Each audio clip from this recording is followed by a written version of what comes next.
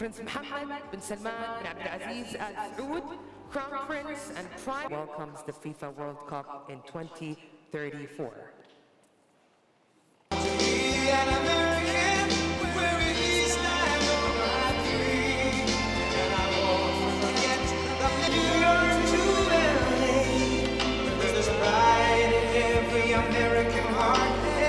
There's a new government that will hopefully succeed in stabilizing the country and keeping peace. That's what we want to see in Syria. They've had their share of travesty, war, killing, many years. That's why my administration has already taken the first steps toward restoring normal relations between the United States and Syria for the first time in more than a decade.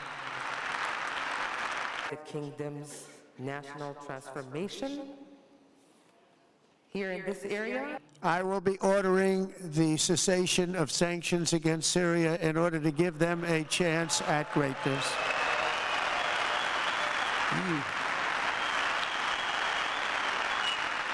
Pay my respects to your father. Thank you very much.